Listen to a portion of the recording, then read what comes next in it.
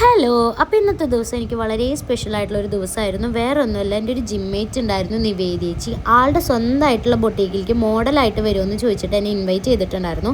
സത്യം പറഞ്ഞാൽ ഇതൊക്കെ എനിക്ക് ഭയങ്കര വലിയ കാര്യമാണ് കേട്ടോ. അപ്പോൾ ആളുടെ ബൊട്ടീക്കിൻ്റെ പേരാണ് കൊളോസ് ദി ഡിസൈനിങ് കൗച്ചർ.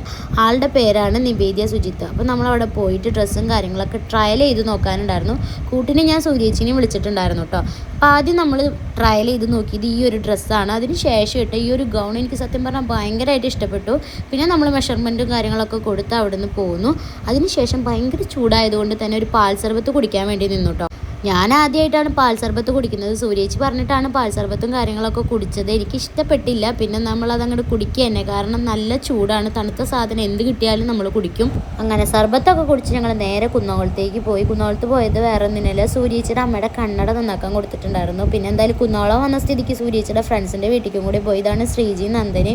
രണ്ടുപേരും അടിപൊളി ഡാൻസേഴ്സാണ്. അതുകൊണ്ട് നാട്ടിലുള്ള പിള്ളേരൊക്കെ ഡാൻസ് പഠിപ്പിക്കുന്നത് ശ്രീജി, നന്ദനയാണ്. അങ്ങനെ അതിനുശേഷം ഞങ്ങൾ 4 പേരും കൂടിയിട്ട് ചായ കുടിക്കാൻ പോകാമെന്ന് വിചാരിച്ചു. അപ്പോൾ നമ്മൾ കുന്നോളത്തേക്കാണ് കേട്ടോ ചായ കുടിക്കാൻ പോയത്.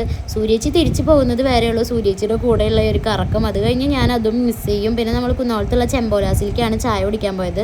കുന്നംകുളങ്ങര ചായ എന്നൊക്കെ എഴുതി വെച്ചിട്ടുണ്ടായിരുന്നു കേട്ടോ. അപ്പോൾ അവർ 3 പേരും ചായയും ഞാൻ കാപ്പിയാണ് ഓർഡർ ചെയ്തത്. പിന്നെ നമ്മൾ സമൂസയും കട്ട്ലറ്റൊക്കെ ഓർഡർ ചെയ്തിട്ടുണ്ടായിരുന്നു.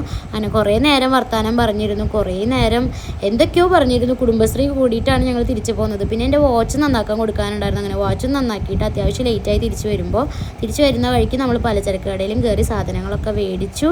അങ്ങനെ തിരിച്ചു പോവാണ് ഗൈസ്. ബൈ.